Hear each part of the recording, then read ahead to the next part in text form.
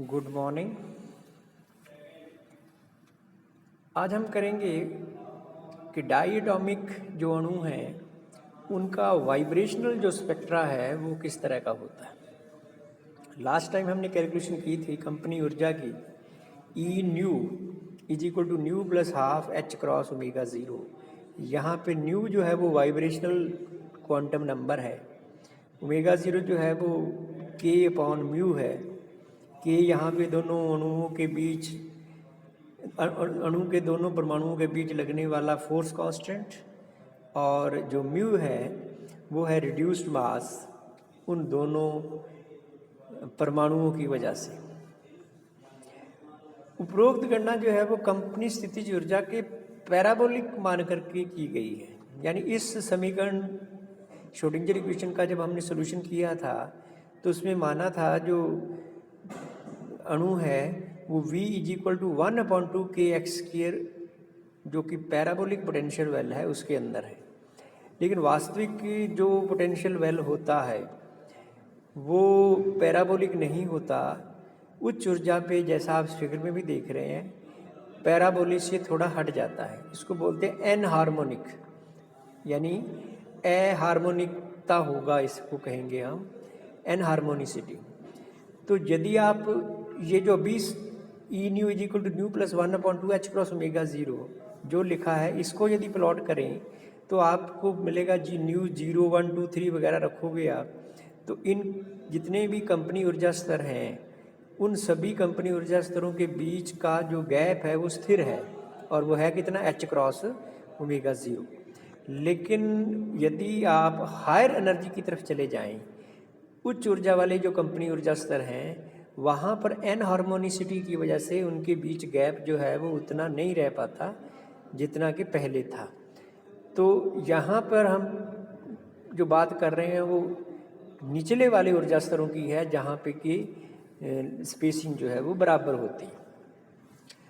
दूसरी बात ये है कि जो अणु स्थायी विद्युत द्विध्रुव आघूर्ण रखते हैं वो कंपनी स्पेक्ट्रम जो है बहुत अच्छा प्रदर्शन करते हैं। कंपनी ऊर्जा स्तरों में संक्रमण में अणु का जो इलेक्ट्रिक डाइपोल मोमेंट है वो परिवर्तित होता है, क्योंकि जैसे ही आपका अणु जो है वो विद्युत चुंबकीय तरंग से इंटरेक्ट करेगा तो उसकी कंपनी ऊर्जा का मान बढ़ेगा या कम होगा। उस बढ़ने या कम होने की वजह से द्विध्रुव आघूर्ण जो है वो भी चेंज हो जाएगा।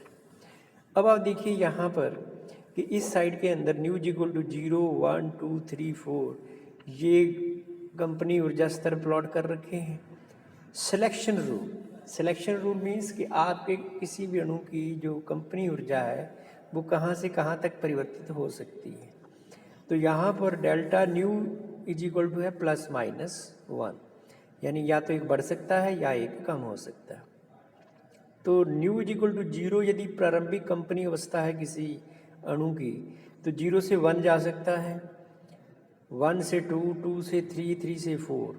इन सभी के लिए डेल्टा न्यू +1 है, और इसमें लाइट से अवशोषित करेगा फोटोन इतनी ऊर्जा का कि अणु जो है वो इस ऊर्जा का फोटोन जो है वो अवशोषित करेगा। इसी तरह से जब डेल्टा न्यू -1 है तो आप 4 से 3 में आ सकते हैं, 3 से 2, 2 से 1 में, या 1 से 0 में। इन सभी केसेस के अंदर उत्सर्जन स्पेक्ट्रम दिखाई देगा, यानी फोटोन जो है वो उत्सर्जित होगा आपके अणु से। तो यहाँ पर हमने जनरल लिखा है E nu is equal to nu plus 1/2 h cross omega zero, E nu +1 nu +1 plus half h cross omega zero. दोनों का डिफरेंस यदि देखोगे तो E nu +1 minus E nu is equal to h cross omega zero, या h nu is equal to h/2 nu zero, या nu is equal to nu zero. तरंग संख्या जो होती है वो 1/λ से लिखी जाती है। यह जो स्पेक्ट्रम है ये अवरक्त इंफ्रारेड क्षेत्र में प्राप्त होती है। अब देखिए कुछ न्यूमेरिकल्स हैं इसी कंपनी ऊर्जा से संबंधित कि हाइड्रोजन फ्लोराइड F19 अणु में जो फोर्स कांस्टेंट है वो है 966 न्यूटन पर मीटर। तो अणु में न्यूनतम कंपन ऊर्जा स्तर की ऊर्जा की गणना करिए। तो देखिए ओमेगा 0 इज इक्वल टू है Q/μ, या म्यू इज इक्वल टू है m1 m2 upon m1 plus m2।